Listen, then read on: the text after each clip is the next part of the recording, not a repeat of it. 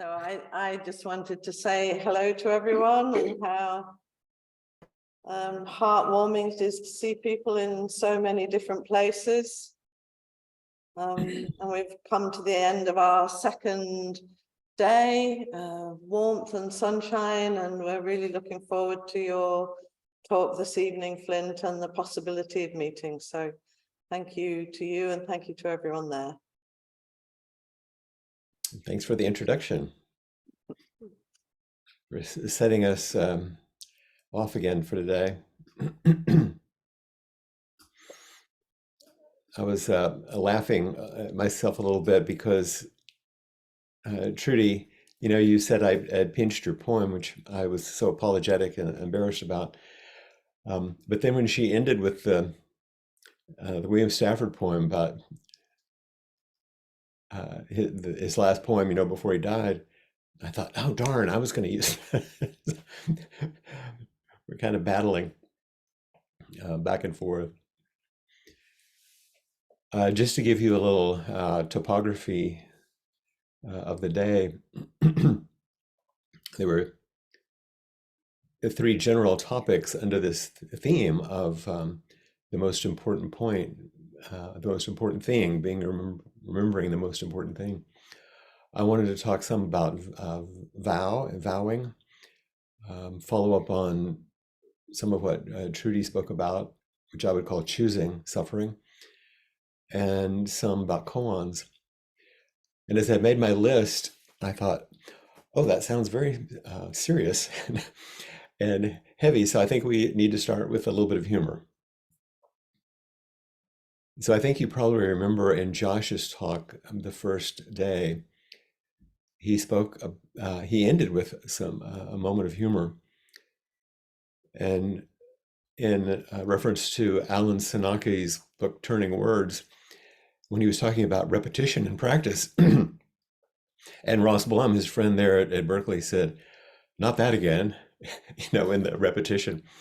And Ross was actually on the trip to Japan that I was showing you pictures of. He was with me on that trip. And so I knew him quite well. And on that trip, the role he took on was Ino, I-N-O. And in a Japanese temple, the Ino is the person that's in charge of the zendo, kind of overseeing everything in the zendo. And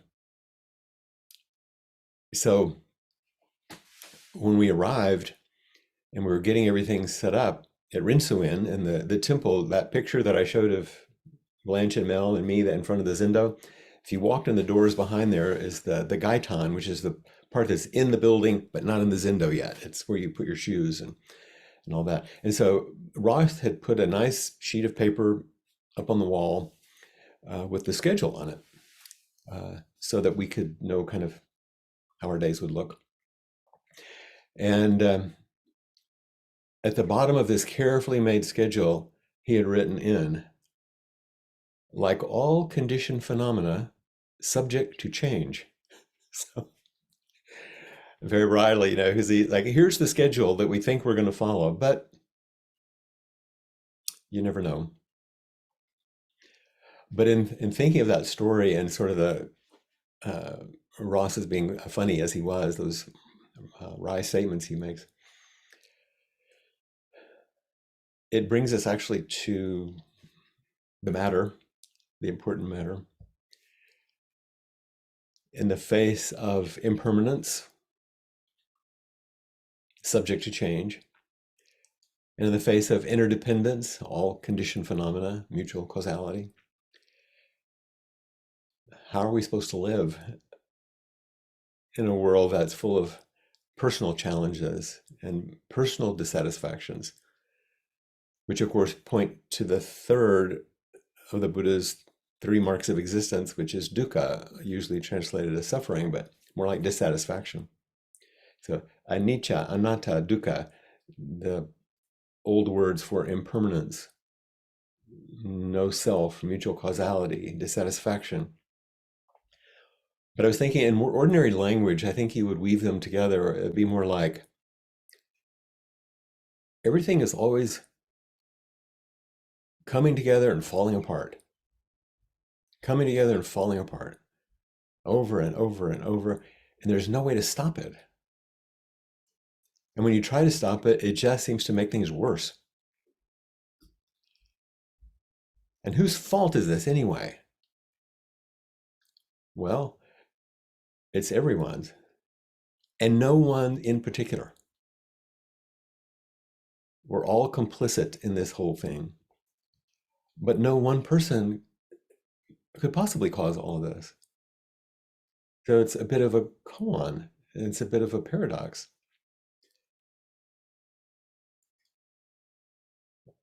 All conditioned phenomena are subject to change.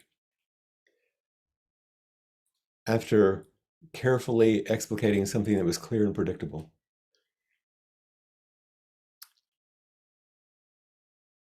but it's paradoxical. Everything's always arising and passing away, coming together, falling apart, without end. It doesn't ever stop, as Trudy was reminding us earlier today. And if you try to stop it, it makes it worse.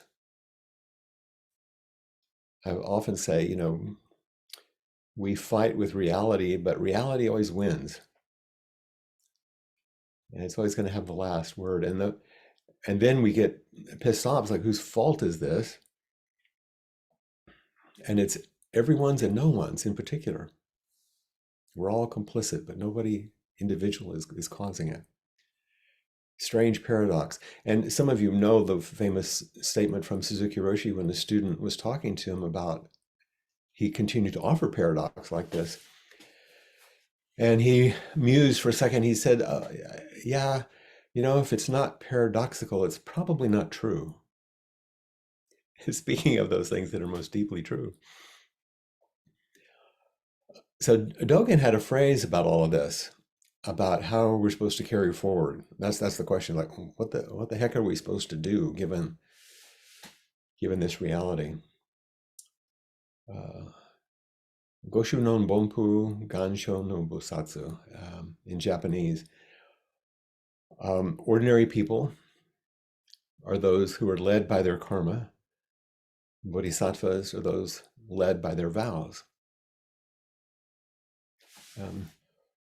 What is it that you're interested in following or being pulled around by? And the whole list of things that Suzuki Roshi has given us in our theme about what the most important point or the most important thing are usually guideposts. In this camping phrase, that we've chosen, the most important thing is remembering the most important thing. So the most important thing is remembering the most important thing. Well, what is that most important thing? So I think it's Suzuki Roshi's way of describing the function of vow, of making a vow. The most important thing is remembering our vow, remembering the most important thing. And the myriad ways in which he says it, all the different phrases, the most important thing or the most important point, or the way he's stitching together this quandary we have about how to live our life and about impermanence and interdependence, all of this, with our practice of vowing so that we can be led by something that we can have some faith in, rather than simply being pulled around by our habits of conditioning. And we have this opportunity to step into, I would say, wonder, or wondering. When Trudy spoke about her love of mystery and magic and her shamanistic deep forest practices, there's that great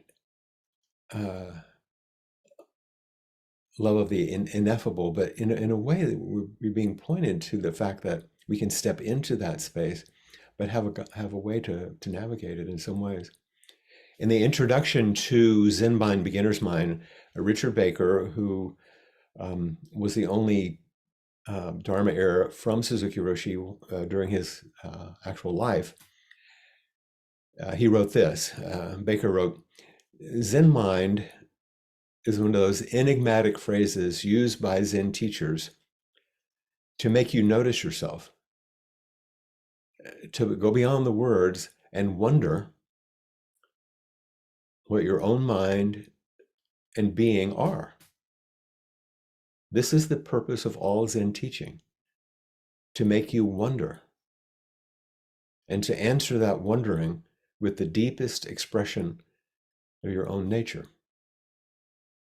So here he adds a phrase, this is the purpose of all Zen teaching. That's kind of like Suzuki Roshi's the most important point, or the most important thing. So this is one of those phrases that makes us go, what? It's kind of like a dog that hears something. You know, what? The purpose of all Zen teaching is to make you wonder, and to answer that wondering with the deepest expression of your own nature. We can wonder about when I walked into the Zendo, I wondered how it was going to go. I was in Japan. I was in this very ancient temple with a bunch of people. I wonder how it's going to go. And if I could look at the schedule that Ross had put up, it's like, oh, okay. Now I know. And then at the bottom, he said, it may not go that way. But it's our first approximation. So I was left with wonder. How is it going to go? And I was thrown back, not on my intellect. Oh, if that doesn't work, we'll figure out another one and then nail that down. I have to be ready for each thing. And that's part of what our practice helps us prepare for, as the skillful means of responding in the most appropriate way that we can. So the purpose of all Zen teaching, to make you wonder, and to answer that wondering, not with your intellect, not with a new list, but with the deepest expression of your own nature, to bring forward the source, as we spoke about that first day. Hongji, another teacher, there's a little phrase in some of his teachings where it says, wander into the center of the circle and wonder. Wander into the center of the circle and wonder. I think that's some of what we do when we come together like this.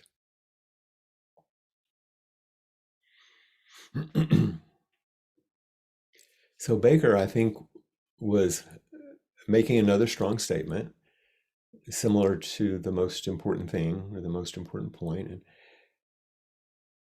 reminding us that the focus of Zen teaching is to help us wonder who we are and what we are. What is this?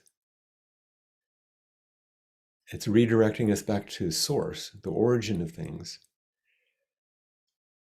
And to continue to remember the most important thing or the most important point is, another way of thinking of it is to continually take refuge.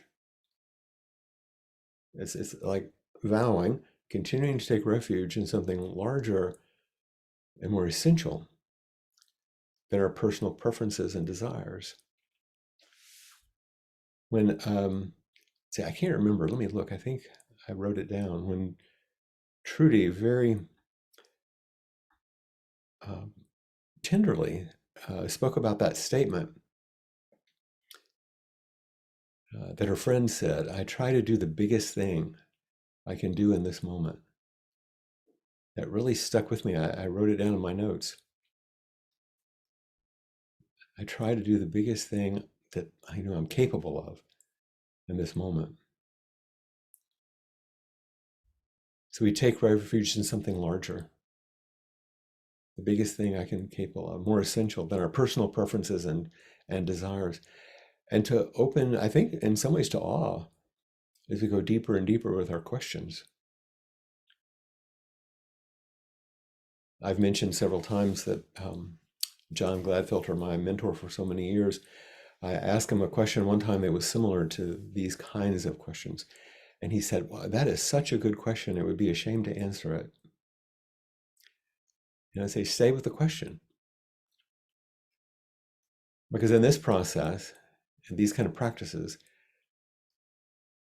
we realize that unlike goals, which we can achieve, we can't actually accomplish vowing. So, when we have those strange instructions, and Trudy referred to this also earlier about not having goals or not being attached to some idea of, what we want in practice. I don't think it means that we don't have aspirations or things that we want. There's nothing wrong with that. It's actually required, or you'd never do this stuff. It's hard enough without having something that you think you're going to. It's just that it can't be finalized, and that we're not doing it simply for a final result. We're being drawn in a certain way that doesn't ever end. We can't reach the end of wonder. You can't reach the horizon of awe. And spiritual practice is nevertheless remaining immersed in this kind of not knowing, with this ordinary mind that Trudy spoke so well about, in beginner's mind. And this is really essential, but not very popular. Most people don't have the stomach for it. And so most people don't engage in practices like this, or if they do, they get a taste of it and they go, well, this is not helpful. It's painful and it's confusing. You're not giving me answers. This is one of the ways that Norman Fisher, who's so good with language, says it. He says, vowing is like walking toward the horizon. You know where you're headed, and you can see the destination brightly up ahead, and you keep on going toward it with enthusiasm, even though you'll never arrive there. The horizon moves. And then from his Jewish background, he says, as the Talmud says, it is not for you to complete the task, but neither are you to ignore it. Back to paradox, back to the place where we're left. I think one of the great gifts that Trudy brings us as a teacher is the ways in which she seems, my experience is she opens me to a fiercely friendly place. Remember from the poem? And she noted it. Fierce and friendly, loving, accepting, but unflinching truth-telling. She's not harsh, but she's willing to face what is hard and ask you to do the same while she's right there with you. And to express the deepest kindness and warmest compassion born right alongside things that she hates and that she admits. And this is, I'm saying this not simply to say nice things about Trudy, which is fun to do, but also to make a very important point about this edge that we can bring each other to when we're supporting each other, encouraging each other, challenged as in a teacherly way. And I spoke about some of this recently in an inquiry, what the poet Jane Hirschfield calls choosing to make the unwanted wanted. Choosing to make the unwanted wanted.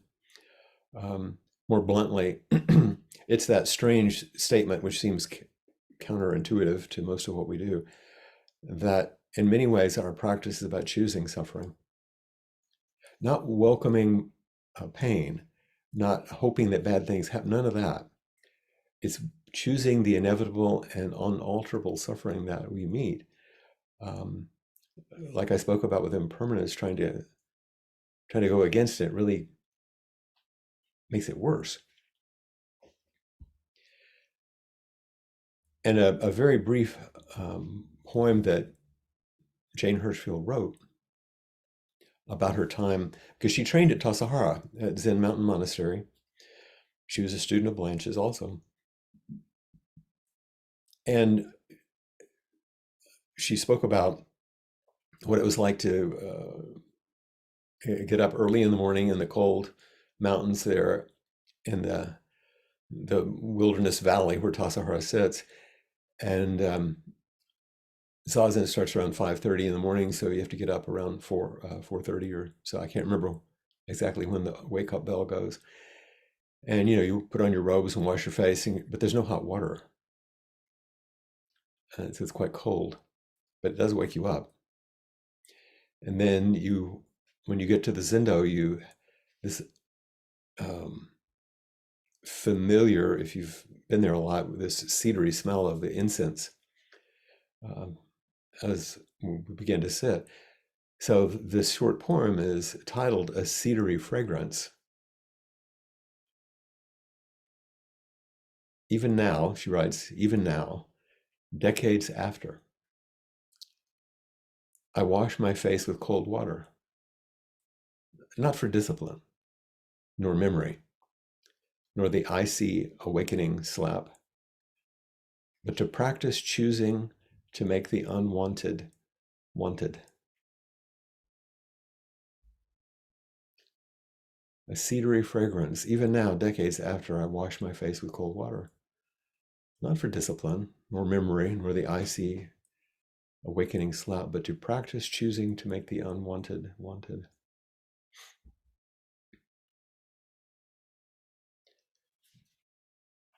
So this little poem at one level is about memory, of course. And it's a memory that, as I said, she and I share since we both trained in the same temples with the same teachers. She composed and read a poem at Blanche's funeral and spoke of Blanche and her husband Lou as her Zen godparents. So we share the same Dharma family. And in this poem, very brief and personal language, she sums up and describes what it's like to engage in Zen training, because she was a monastery. But the other thing she does, and I think Trudy set this in motion too today, she names what such training does to a person. It's not just what you do. What does it do to you? And I think this is some of what Trudy was conveying when she spoke about her challenges with sitting. And it's hard to convey. And it's problematic in many ways because it seems odd. But I don't think, for example, in the poem, I don't think Jane Hirschfield's words and the feeling of her telling even a little of her story, and then Trudy's clear avowing that she hates sitting. Those things resonated with me. And so I wanted to return to it a little bit, and not just for nostalgia, because Jane Hirschfield and I did some similar things, or the solidarity with Trudy, who I care about so much, but for encouragement for everyone, and for us to consider, well, to continue to be clear about what we're up to in this practice, in this lineage.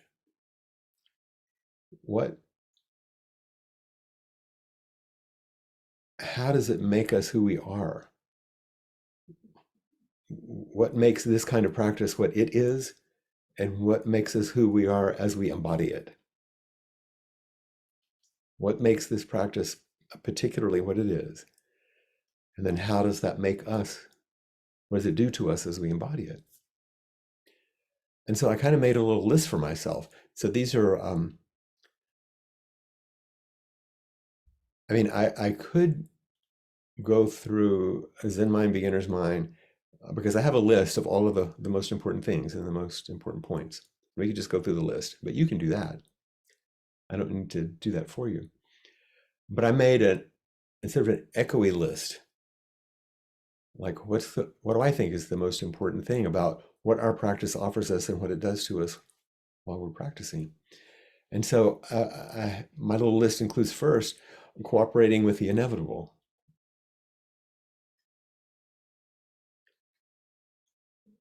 And, and as I said that, I can see on my screen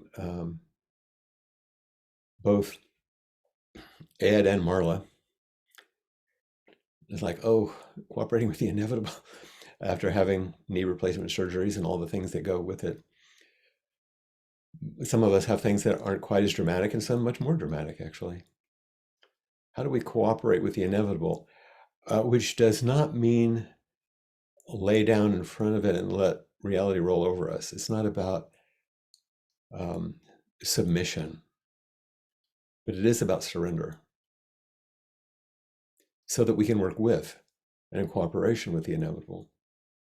Cooperating with the inevitable. And then learning to say yes, to make our best effort on each moment.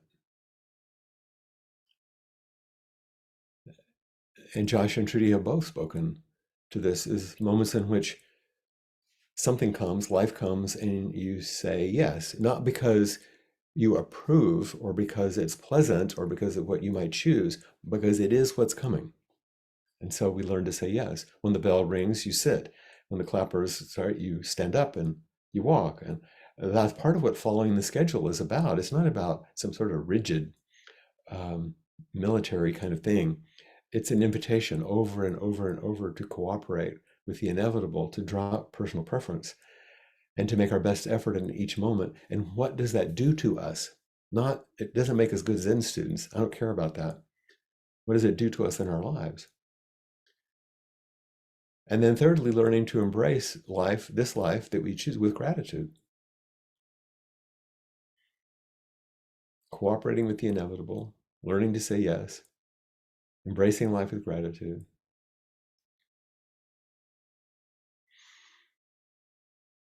And I know that as you hear these things, even as I make all my disclaimers about it not being sadistic, harsh or masochistic on your part or my part, that's so far from the truth within the context of really wholesome practice. But it's really crucial to note your reactions.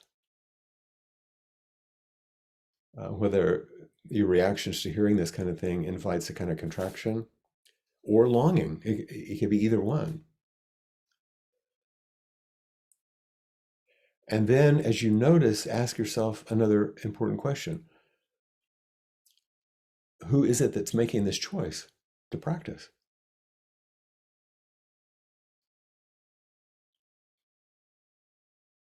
Jane Hirschfield said she decided to go for a practice period at Tarsahara and ended up staying 9 years. And then she looks back at herself and says, I wonder who it was that made that choice. Who was that? Because we change over time too.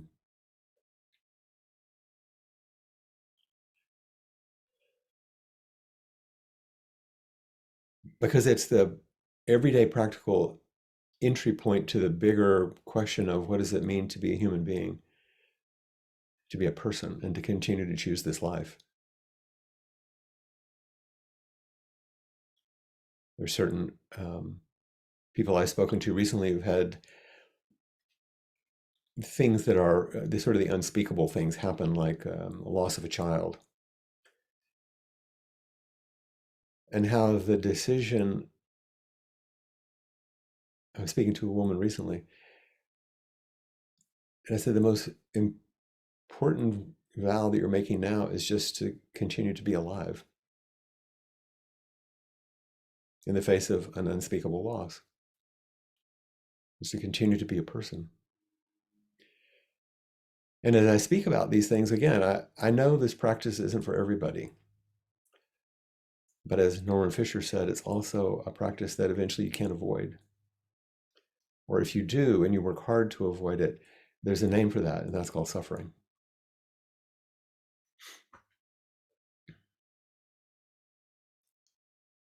one of the well-known Suzuki Roshi stories is during one session, a 7-day intensive retreat, there was a man who came who had not had a lot of experience, but he was kind of a well-known, kind of famous person, and just like my arrogance that I told the story about going in, he thought, I can do this, And on the 4th day, that day that Trudy mentioned this morning, where he said,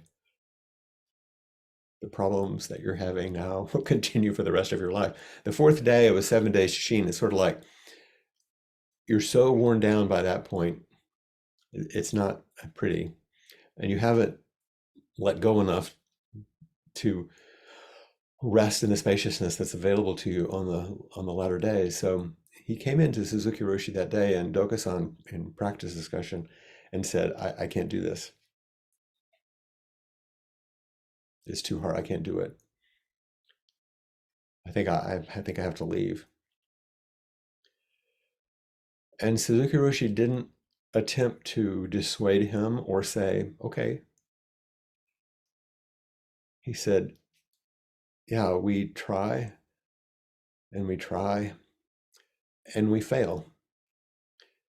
And then we go deeper.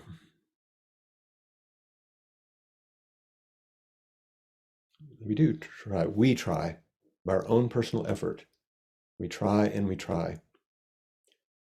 We change our chair. We change our bench. We lie down. Trudy, we do everything we can. We try and we try and we fail. And we go deeper, which is precisely what she, excuse me, told us about. It's not that the pain goes away necessarily, but the struggle begins to change. The suffering begins to change. In an interview with Jane Hirschfield, after she had spoken about some of these things, she said, one thing comes and eventually it goes. Something else comes and eventually it goes. And some of that time, your mind is actually simply aware and permeable. And when the first bird of the morning begins singing, there's no separation between you and the bird. One thing comes and eventually it goes. Something else comes and eventually it goes.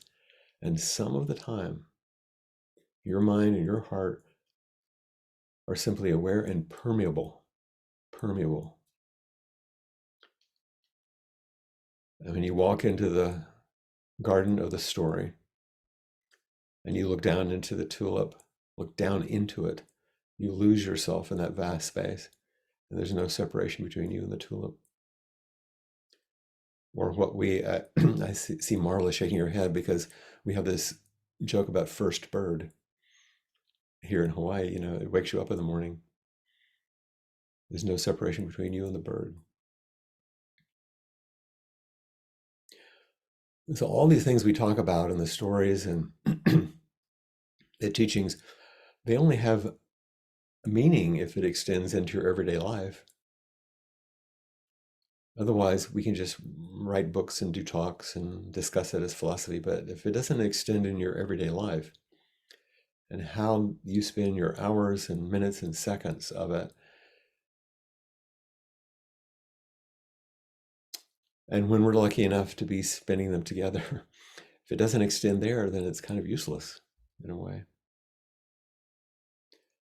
To learn how to make the unwanted wanted, to cooperate with the inevitable, to say yes to life, not as passive submission, but to work with it as it is. To live with a heart of gratitude as everything pours through it, pour us. To find some joy and humor in the whole enterprise. Knowing that practice matters, even though it doesn't solve your life. It doesn't necessarily make it more pleasant, but it does make it possible. And if we don't take ourselves too seriously, even at the same time that we take it all seriously, we're missing the point.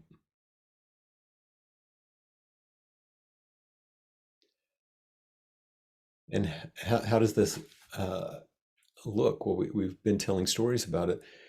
And one last poem from Jane Hirschfield, because it's so wry and funny and a little painful on the edge, like dark humor, wry humor at least. And some of you will relate to this. That the poem is entitled "Advice to Myself." So how many times do you give yourself advice? Here she writes, "The computer file, of which I have no recollection, is labeled Advice to Myself. I click it open, look, scroll further down the screen, stays backlit and empty. Thus I meet myself again, hopeful and useless, a mystery, precisely as I must have done on August 19th, 2010, 11:08 a.m. There's nothing in there. Advice to myself. Largely because a lot of the advice I've given myself is based on old conditioning. So I'm going to I'm going to continue my storytelling in the spirit of the most important things in these teachings. Advice that I received when I've received these things, a rakusu. When I sewed the first one, actually in that picture with Mel and Blanche, you saw the blue rakusu I had on. That's from Jukai in 1995. And for those of you that are unaware, and will be having a Jukai ceremony in the UK, more than likely in the fall, and possibly also there in the Twin Cities, I think, in the fall.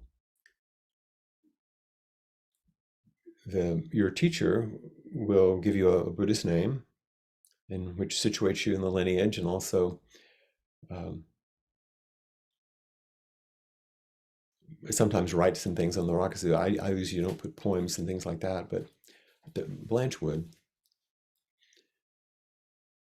And so when you receive it in the ceremony, you don't know what's going to be on it. When you first get it, this thing on the back is just plain white. You sew it, you give it to your teacher, there's nothing on the back. When you receive it in the ceremony, there's all this on it. That's my job, to do that for you. In fact, I think, let's see, David is here. You see David Hobson with his blue rakusu there.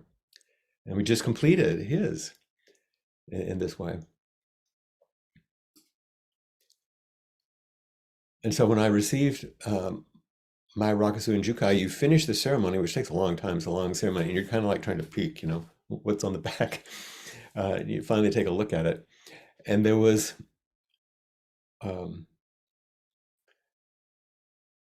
there was a dream that I'd had years before, which was part of bringing me to practice because I was in despair. And in the dream, I was in a very small boat in the middle of the ocean, and it was a stormy night, and it was a very small little boat. I knew I would not survive this tumult. It was too much. And I was lying down trying to keep the little boat as stable as I could. But at one point, I reached to the edge and pulled myself up to look. And only a few feet away, a whale rose up. It didn't jump, it just rose up. And then what I'm about to say all happened in a split second, like it does in dreams, and there was that eye.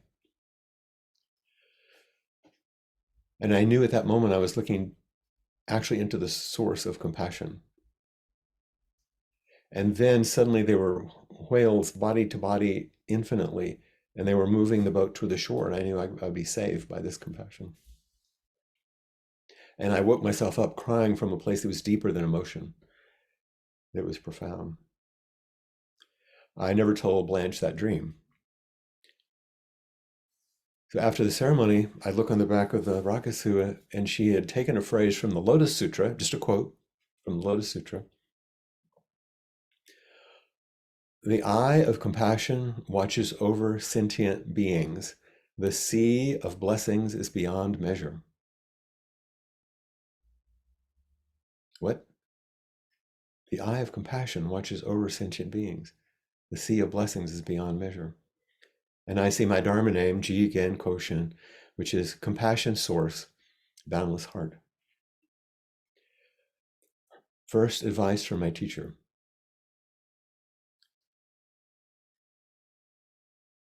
That this is your path. You are on the right path. I am on it with you. I see you. Sometimes the first name, compassion source, is what the teacher sees in you. The second name is often what they hope you'll grow further into. Boundlessness, boundless heart mind. So I wore that Rakusu as long as until it was time for ordination for Tokudo. Jukai is the lay ordination anyway. You receive the precepts and you receive them all over again. And in ordination, so I sewed another Rakusu that's black, which is the color for that step. And once again, in the ceremony, I look on the back afterwards, and she had written a phrase from what Trudy mentioned today, Zazenshin from Dogen. She wrote, realization, neither general nor particular, is effort without desire. And I had to laugh because most of you know me well enough to know, like, why would she write effort without desire? Because I'm a person who achieves things and does stuff. And she knew this. So realization is effort without desire. And the whole of the Zazenshin is, a fish swims like a fish, a bird flies like a bird. Apparently, Flint is who he is also in this life. And ordination doesn't change that. I actually went to her afterwards in some reactive despair and said to her, I think we made a mistake. It's like, I don't know about this. I don't think I can do what I just vowed to do, because it's a massive ceremony with a lot in it. So I feel very unsure. She said, that's why I ordained you.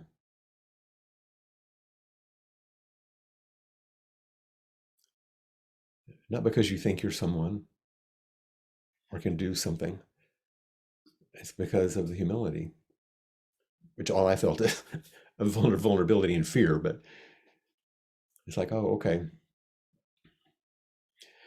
Then years later, it was clear that for a lot of reasons, at that point, I wasn't going to receive Dharma transmission, but I was clearly a teacher. So she offered me lay entrustment, as I have Josh and some other people. And in that ceremony, the Sangha sewed a new Rakusu for me. And each of the little, you can't see it on this so well, but you can see the little pattern maybe. Each of those little strips or pieces that are sewn together. And so each piece was from a napkin or a robe or a zafu. Each person in the Sangha had contributed a piece of fabric. There was a patchwork of the Sangha sewing itself together to give me this beautiful Rakusu. So, next instruction from my teacher. On the back, I found written, and there's a story that goes behind this I'm going to read to you in a moment, but what I found written was, on Turtle Mountain, Yan Tu and Zui Feng, what comes in through the gate is not the family treasure. Hereafter, if you want to help people, let it flow forth from your own heart to cover heaven and earth. At this, Zui Feng danced around the hut and exclaimed to Yan Tu, today Turtle Mountain woke up. So I look at this, and here are actually Blanche's words transcribed from a Dharma talk she gave about this koan. I told you I'd give you a koan. She said, this is her words, she said, I have great fondness for Zui Feng. He practiced long and hard. He struggled and had a very hard time. So I was thinking about Trudy, talking about hating sitting. He struggled and had a very hard time coming to some resolution of the great matter. And he had a Dharma brother, Yantu, who was very quick and had a sharp mind. And he always seemed to have the last word. So here's these two Dharma brothers. And one of them is like struggling all the time. And the other one is like, seems to be on top of it, you know. So anyway, back to her words. She said they were out on a pilgrimage together once and they got snowed in this little cabin on Turtle Mountain. And Yantu, the guy that was, you know, always on top, he was just lying around, resting, you know, taking it easy. Because they were snowed in. They weren't going to go anywhere for a while. But Zui Feng was the one who struggled. He was sitting zazen and sitting zazen and sitting zazen. And he said, how come I'm stuck with you just lying around like that? How can you do that? And Yantu said, well, what are you doing? We're going to be here for weeks, stuck in the snow. What's the matter with you? Sitting there like a stone Buddha. And Zui Feng said, well, I'm not at ease in my mind. I have to practice. And Yantu says, well, I'm surprised to hear that. Why don't you tell me what you've learned and maybe I can help you? The Zui Feng says, well, when we were with Dongshan, that was their teacher before, a very famous teacher. When we were with Dongshan, and he said this, you know, I got a little opening. And when we were with Deshan, and he said this, he said some more, and he started reciting the various teachers they'd been with and the things that they'd said and had been very important to him, just like I'm telling you these things. And Yantu finally said, no, no, no, no. He said, what comes in through the gate is not the family treasure. What comes in through the gate is not the family treasure. Hereafter, if you want to help people, let it flow forth from your heart to cover heaven and earth. And Blanche says this is a great opening for Zui Feng. He jumped up and danced around and said, oh, Brother Yantu, today Turtle Mountain woke up. And he was so delighted. He always gave his brother Yantu credit for helping him break through. And in future years, Zui Feng was said to have been a very compassionate teacher. He had many, many developed disciples. And I think it was because of his hard practice and how difficult it was for him that he was able to be so patient and so compassionate with his disciples. He would meet them with a question. What is it? What is this? So this is what Blanche had written. Knowing my penchant for study and understanding things, she said, what Zui Feng and Yantu were struggling with. When Yantu said, what comes in through the gate, what comes in through the front, what comes in is not the family treasure. And so in my entrustment ceremony to teach, if you want to help beings, let it flow forth from your heart to cover heaven and earth.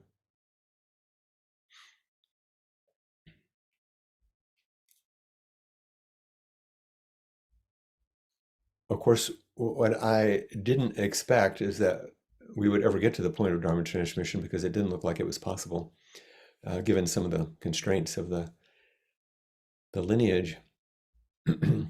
But in the early 2000s, I can't remember what year exactly, I was in San Francisco, near San Francisco, at the Lei teachers meeting, the national meeting of teachers. And since I was close, I called Blanche and said, can I take you to dinner? And so she said, sure. So I came into San Francisco one evening after the meeting and remember that locked door at City Center I talked about, where I was the one on the outside knocking. And I opened the door and there she was. She had her cane because she was using a cane at that time. And she was all bundled up and kind of ready to go and ready for me. And I said, do you mind? I brought my rakusu. Do you mind if I offer bows, just like Huitsu had done that day? If I offer bows in the Buddha hall, she said, "Yeah, well, let's go do that first." She said, "I'm going to sit in the back," because she couldn't stand up for very long at that time. But you go ahead, you know. So I did the robe chant, put on my rakusu, went to the altar, came back, did my bows, and came back to her. And then we went across the street. It was just a restaurant right across the street. I got her up and down the stairs into the restaurant, and we had a lovely evening. Then back across again, back into the building. And they had installed, you know, those little chairs that are motorized, that go up stairways, you know, along the side. They had installed one of those because she and Lou had lived in the second floor apartment that Suzuki Roshi had lived in. He and his wife, Mitsumi. And so I walked in the stairs while she's going up. And we got to the top of the stairs, and there's a landing. And in the landing, before you go to the apartments on either side, there's a central room that looks out over the courtyard, which is called the Kaisando, and that's the Founders Hall, and it's the Founders Hall for Suzuki Roshi. And the French doors were closed because it was nighttime. They close it at night, open it in the day. And so as we went by, she said, well, wait a minute, let's pay our respects. And so she opened the doors and she reached in and turned on the light. And it's a beautiful little room. And on the altar is a almost life-size statue of Suzuki Roshi sitting in Zazen on the altar. And she said, you can pay your respects here. And so I step up, because it's a raised floor. I step up to step in, and she grabs my arm and stops me.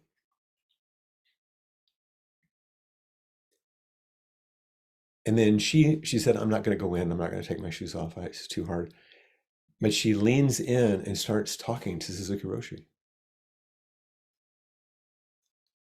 She starts with, Roshi, this is one of your disciples. And I don't remember what came after that. But she spoke to him for a while.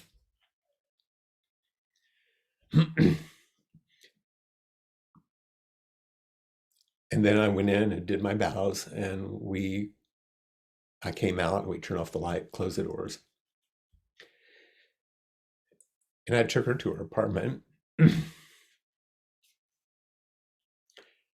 we said goodbye. I gave her a hug, kissed her on the cheek, and that was the last time I saw her. But it was also the transmission, which she didn't get to participate in last year. But, but on the back,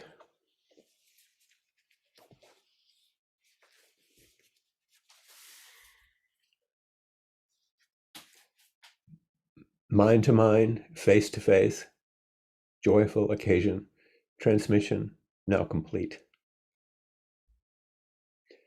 My name, Peg's name, because we were the stand-ins, you know, and we're completing along with Victoria Austin, who without her, we couldn't have done it.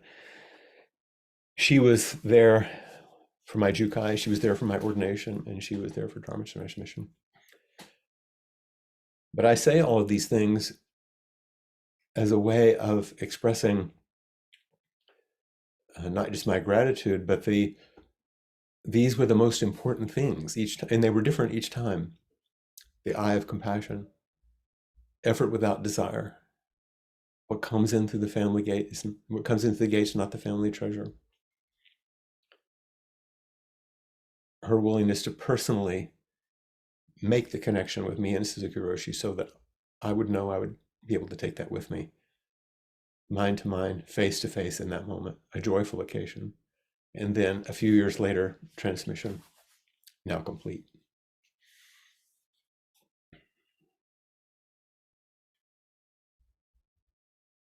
And I will end, as we often do, with poetry. It seems to be part of our way. And the poem that I want to offer is one that you all know. And it's the only poem, it's the first and only poem that I ever heard Blanche use in a Dharma talk. But it's exactly the teachings of Trudy from earlier today, which is Derek Walcott's Love After Love. Right, Judy? The time will come when with elation you will greet yourself, arriving at your own door, in your own mirror, And each will smile at each other's welcome and say, sit, eat. You will love again the stranger who was yourself. Give wine, give bread, give back your heart to itself. To the stranger who has loved you all your life, whom you ignored for another, who knows you by heart. Take down the love letters from the bookshelf, the photographs, the desperate notes. Peel your own image from the mirror. Sit. Feast on your life.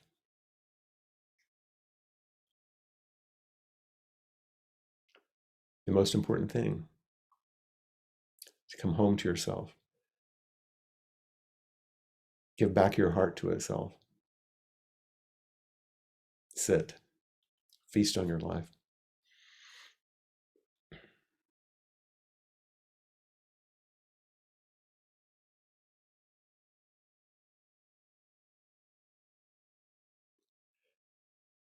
So all these stories, the koans, all my stories,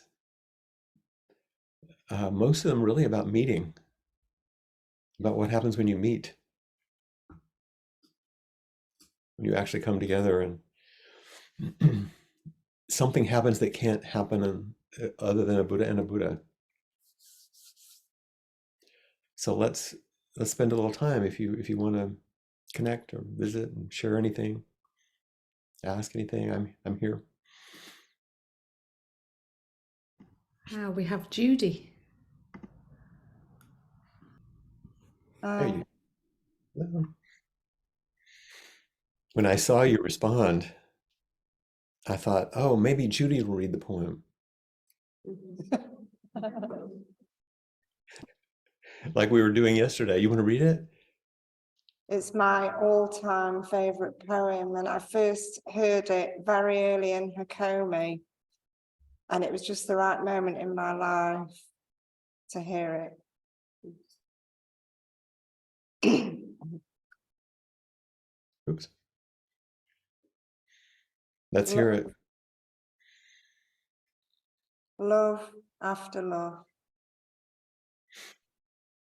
The time will come when, with elation, you will greet yourself arriving at your own door, in your own mirror, and each will smile at the other's welcome and say, sit, eat. You will love again the stranger who was yourself. Give wine, give bread, give back your heart to itself, to the stranger who has loved you all your life, whom you ignored for another, who knows you by heart. Take down the love letters from the bookshelf, the photographs, the desperate notes. Heal your own image from the mirror. Sit. Feast on your life.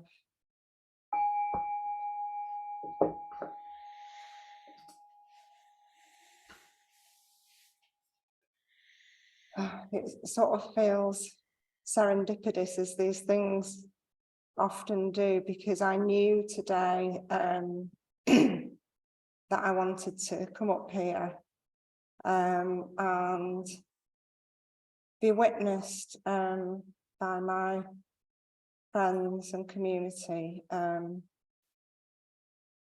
name a part of me that I have known about for a long time and appreciated, but that I can now just start to see the real limitations of. And it's the part of me that holds back. And I know, I know my history. I understand the reasons for my conditioning. And I've always appreciated that part as something that's kept me safe. Something that's helped keep me down to earth and keep it real, and it's like, I've been part of this Sangha for a long time with people that I love with all my heart, and I still have a toe out of the door. And the funny thing is, I kind of feel like there's certain people here right now. I mean, Catherine, John, Josh, Trudy, that probably have seen that more clearly than me. They haven't said so, but I'm pretty sure they know about that part. And it's scary because there's something about naming it that feels like the very thing I've been not wanting to commit to, or the thing I think it's been protecting me from. I don't know if I'm making any sense. You are. And I want it to be seen, and I don't want it to be seen, and I yearn not to hold back, and I'm scared. Mhm. Yeah. That's kind of the way it goes. It sometimes looks like the people who step forward or aren't afraid, but it's not true. It's lovely on my screen, and you can probably see it, that Trudy has your back. Always. She's right on your shoulder. She and Josh are right there, you know, and you can see Jan in the edge there. But And you know, I had a practice discussion recently with Trudy, and at that time I was having quite a lot of physical pain, and I was talking about finding it really hard to be present. And of course, Trudy reflected back to me in her loving and compassionate way about all that I've given and all that I've brought. And I'm pretty sure she knows about the bit of me that holds back, but of course she's not going to name it to me until I bring it myself. there's a way that you give this away. You give us hints, not the holding back.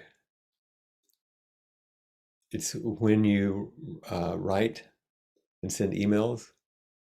It's like, who's that? You're so eloquent and organized and all these things that sometimes I think you haven't owned in the, like I'm not saying anything you're not saying. And it's like, there she is. She's really smart and very eloquent. And it's okay to know that, not as an arrogance. If we have gifts and if we're willing to peel them off the mirror, you know, and take them back in our heart, then it's our responsibility to be good stewards of them.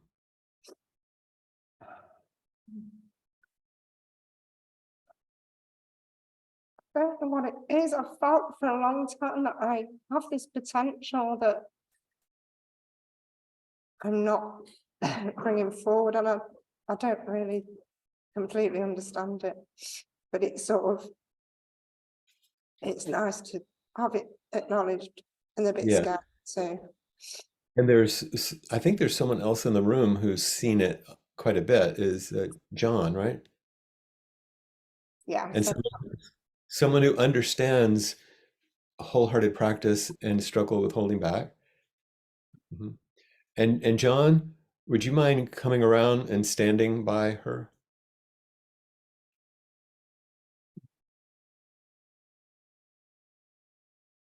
Yeah, I'd 'Cause love to. you've been partners, haven't you? yeah, Partners on this path for a long time. Very much so. And so important to the Sangha there in Sheffield, along with Catherine, of course, so and others, but I just wanted you to have an embodied feeling of being together there for a moment, since you're so close to this right now. Trudy was there and brought you the tissue. You've spoken to her. Just allow your body to take this in for a moment and feel it. And thank you, John, for being such an important partner, because I know you share some of these things. You plural, share some of these things. But what you offer is brilliant, really brilliant. And thank you for it.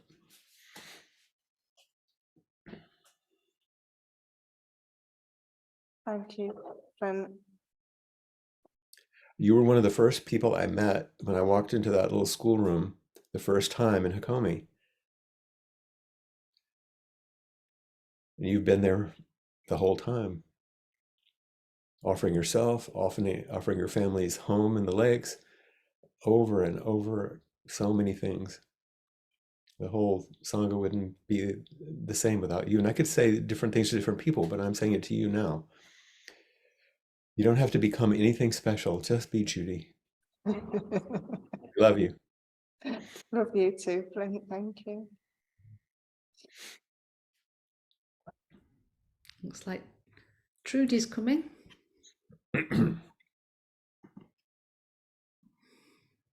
Are you getting weepier as you get older? I'm like a bucket. What's wrong with me? I don't know. It's like my eyes are stinging. I don't know why. Everything is so precious, you know, and horrible and exquisite and everything. The whole caboodle. Yeah, yeah. Anyway, I just wanted to say that to you. You have something to say to me, but thank you for listening. You're such a dear friend.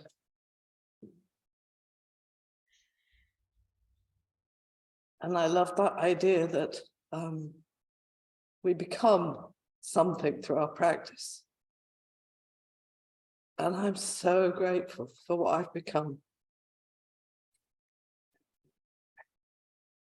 Me too. And the other side of that is I think, oh my God, what if I hadn't? What would I have become? Absolutely. We actually had a conversation recently, like if that hadn't, we were thanking Ginny and sort of saying, if that whole thing hadn't happened, who would we be? Yeah, we hadn't met Ginny. Donna hadn't come. She hadn't brought me. On and on and on we go. And if I didn't have all of you, dear people in my life, it's changed my life. Yeah. I wouldn't have a home in the UK like I do. It's just, I never would have anticipated that. So the tulips, like the ones in the Story Garden, are leaning over the gate. So I whispered as I walked past today, you know, Flint's legs not here. They lean over to try to make contact, you know. So yeah, I like you. I'm just feeling really full. I'm getting too old to hold back. That's right. It's like, if not now, then when the heck? Hence your poem, you know, this morning. Yeah. What do you want to remember? What do you want to? Yeah. What am I going to do? Like, I remember talking to Ron Kurtz about this one time, and he said, "I'm too old for this shit, you know, man. I gotta just go back, you know." Yeah. And it doesn't mean doesn't mean casual. We're just random.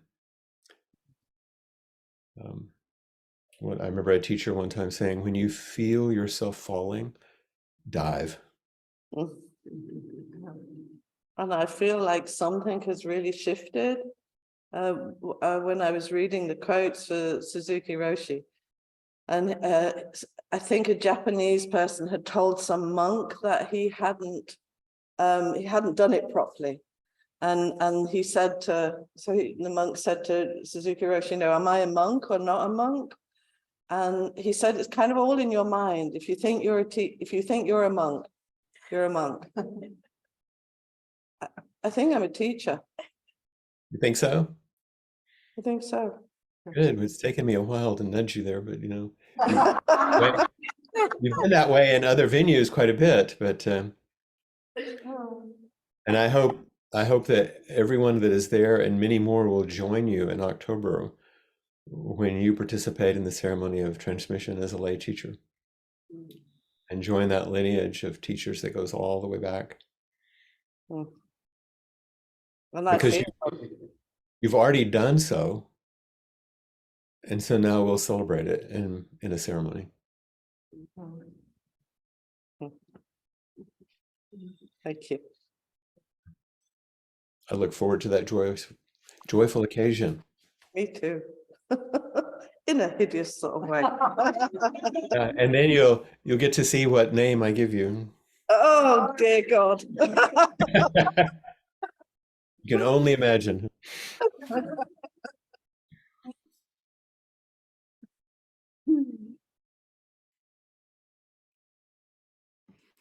We have Mary. I know.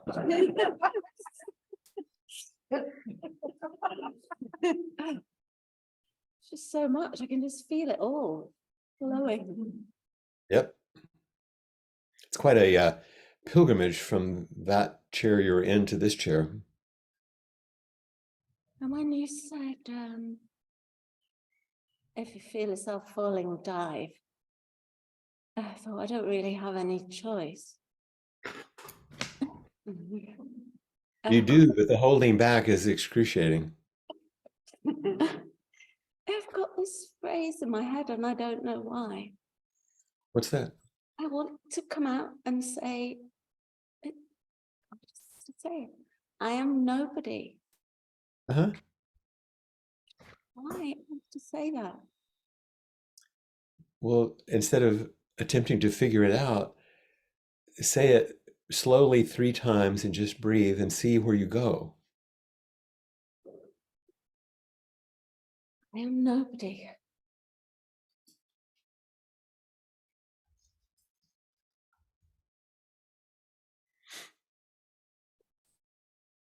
It's huge.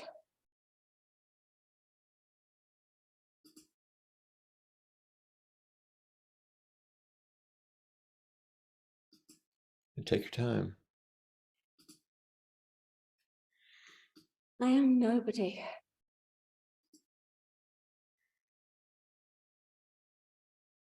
Oh, A little breathtaking, huh? God. It's like, What's happening? it's like vast. It's like I'm dissolving into a vast nothingness. Yes? And yet you're sitting right there in that chair. One more time. I am nobody.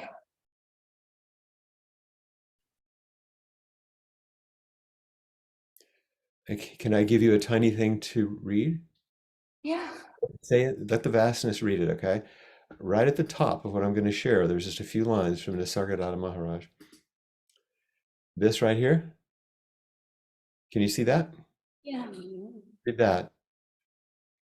When I see I am nothing, that is wisdom. When I see I am everything, that is love. And my life is a moment between the two. Yeah. That's what you're opening to, right? Yeah. What all the great sages open to when they touch this.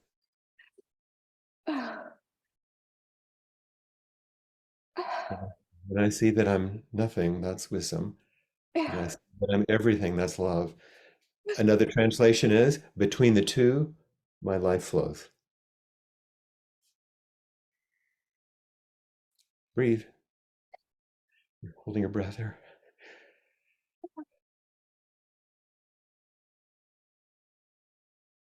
It is breathtaking, isn't it?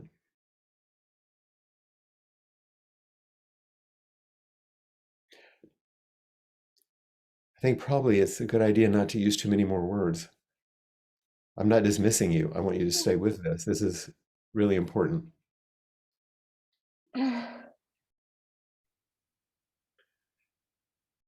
If you look on the screen or you just turn around and look at the others, it's the same. And so are they.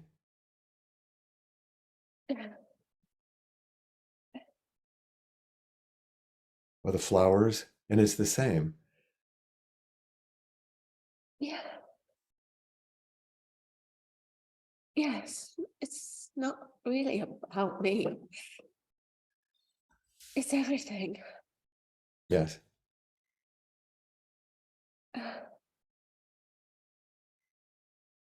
It's us. I didn't feel like this on my own. Yes, right.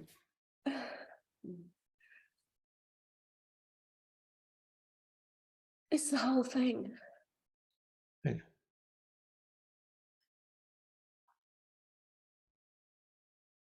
There's no separation.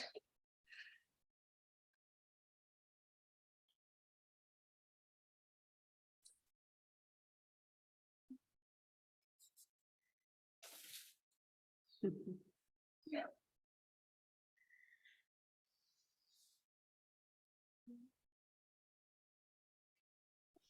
Thank you for all of your vows. I get it. It's another important part of encouragement that this can happen in a small building on an ordinary street in Lancaster in Lancashire, the north of England. It doesn't have to be in a Zen temple in Japan or in ancient China. And you don't have to sit forever. You just have to realize what's true.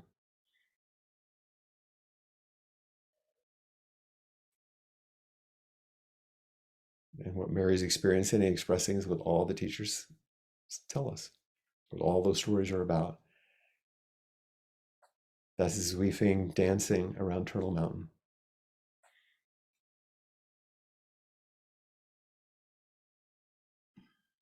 Oh, we have Ed from Hawaii. Oh, where's he gone? There He's still there. you go, There. Ed. My neighbor. Yeah, hi neighbor. That was accidental. Your hand raising? Yeah, that was accidental. I was moving my cursor down there.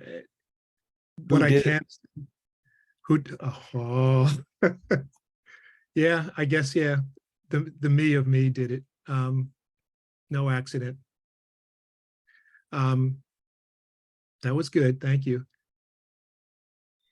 I am at that state, I guess, where it's very difficult to have anything to say after all of what was said and heard. And part of me is still 20 minutes ago, things settling in and sitting in. And very much in the midst of seeing this as risky business in a certain way. Yep. The duality of the building up and the letting go, and the necessity to be able to do those things, feeling more comfortable with those moments of being scared, because it means something that if there are some things that are being faced and I see them as scary, that means I'm probably have both my eyes open and I'm looking at them properly. And being in that overwhelm of not knowing, but at the same time not being able to stop or pull back.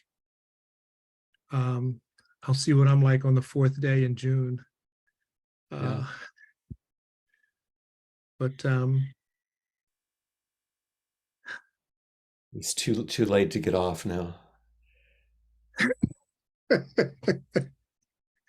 yeah, I guess so. The Oh, ticket's you know paid that. for. That's what you're saying. You know that. Yeah, You yeah. can't get off, afraid to continue, feeling frightened and appreciating it all. There it is. That's the summation. Yeah, those are the cliff notes. Mhm. And it's very deep. It's very overwhelming. But it's also very gratifying and motivating. I heard someone say one time this is risky business because it'll be the end of your world. Yes. Yeah, and I mean, that's right, what's in there. What I was thinking about most of last night when I couldn't sleep and what was going through Zazen this morning, and what's here in my head right now, in my heart. Well, your ears might have been burning. Why you didn't sleep? I was talking with Reverend Angel Kyoto Williams yesterday about you.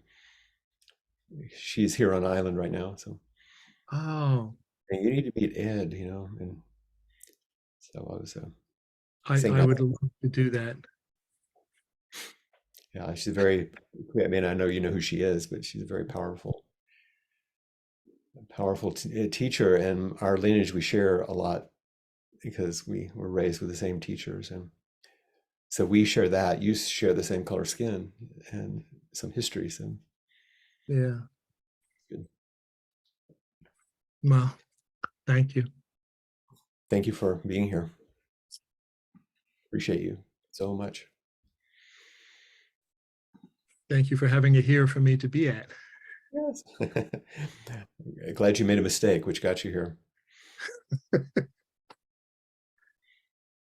Looks like Alastairs on deck here.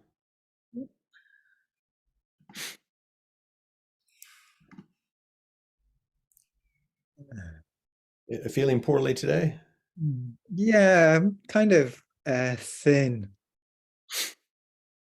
and chesty.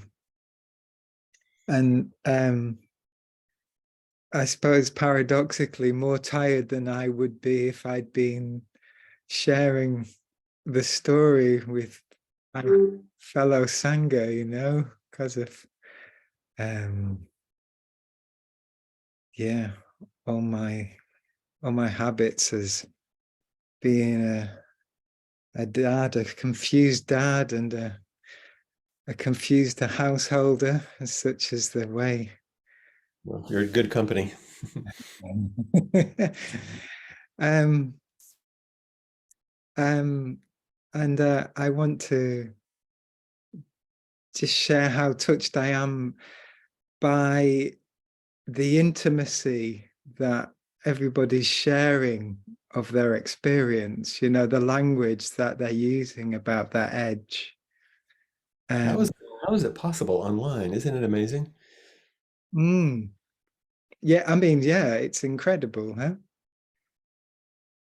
I'm sorry, I remember at about the age of 21 having a book that a friend had given me about Zen, and it was a book inspired and written by a Zen student from, I think he'd been studying in Japan, but also studying on the West Coast.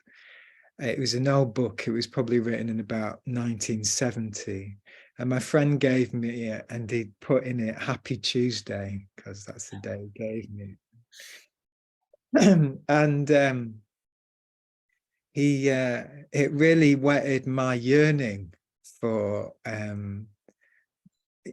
my romantic idea. Little did you know. And hearing what you said to Mary just before was so affirming in many ways. And first, there's two things that are kind of interesting about being here now, is that I've just dropped into this, having not listened to any of the talks that have been shared yet. So I've just dropped into this, and it's kind of quite abstract, yeah, just to drop in here. And some of the language that's been used and the emotion, the immediate thing is this feels really quite cult-like. But of course, everybody's far too old to be in a cult, yeah? Well, I think it's perfect because you don't get the luxury of understanding, and you just have to drop into the spirit of practice. Yeah. So even if we were speaking a language that you couldn't understand, which is kind of close, it doesn't matter. Are you feeling the spirit of practice? Yeah, for sure. I really am.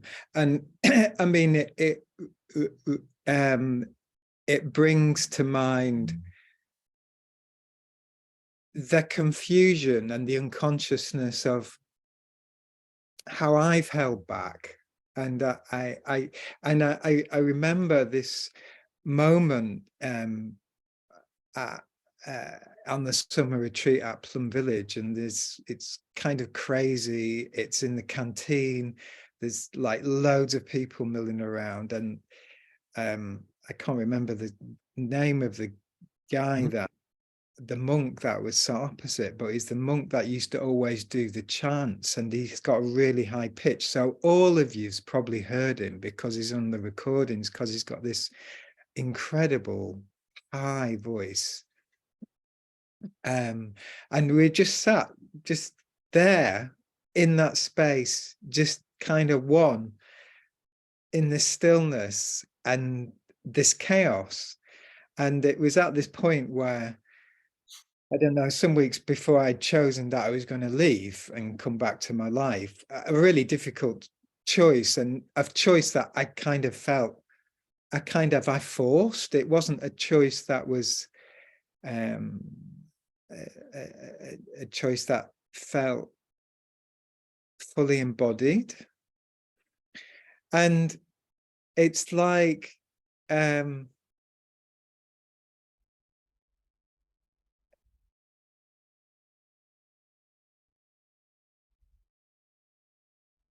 it's like when I wake up, I'm reminded of that very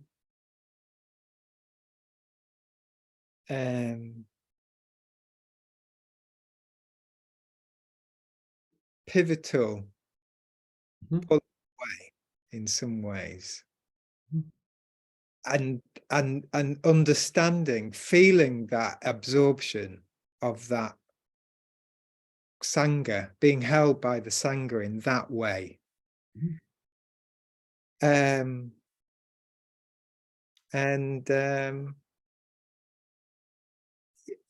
Yeah, I mean, I'm really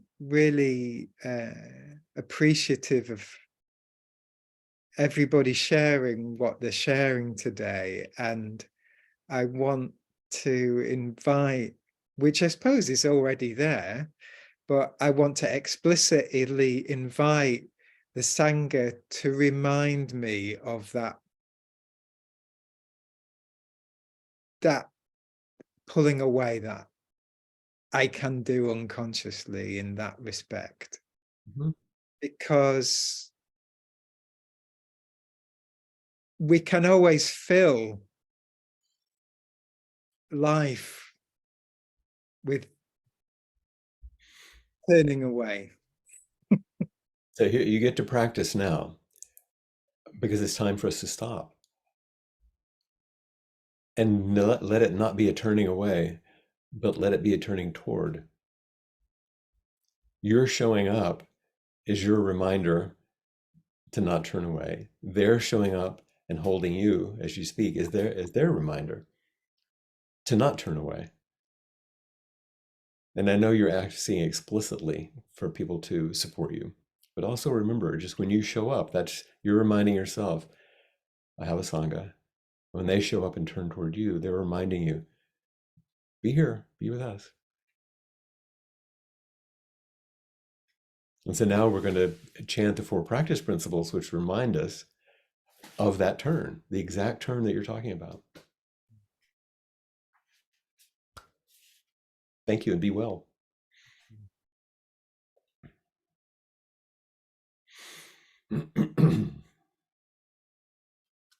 Together,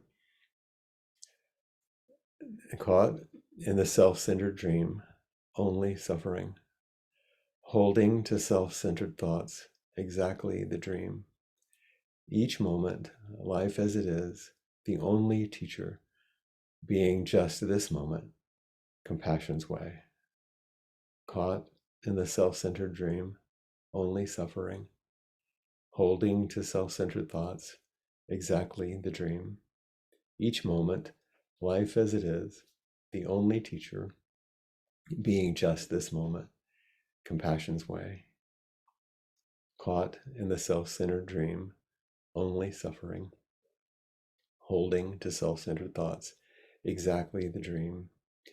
Each moment, life as it is, the only teacher, being just this moment, compassion's way.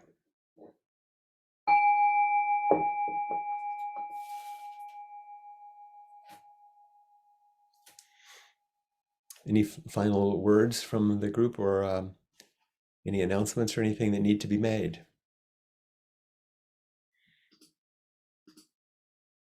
Can we have one more little traditional chant, which is happy birthday to you. Happy birthday to you. Happy birthday, dear Alistair. Happy birthday to you.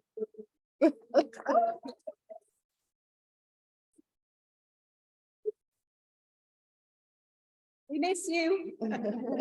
Thank you. Thank you, everyone. Good night. If you want to go into gallery view and unmute to say good night, please do. Night night, everybody. See you tomorrow. Bye. Goodbye. Bye, everybody. Thank you. Thank you all. Everyone. Lessons. Bye-bye. Lots of Beautiful. love. Happy birthday, Alistair. Yeah, happy birthday, Alistair. you. Big hugs and lots of love, and hope you get well soon. Thank you. Thank you. Well, I'm feeling your hugs. Take them with you. Mhm.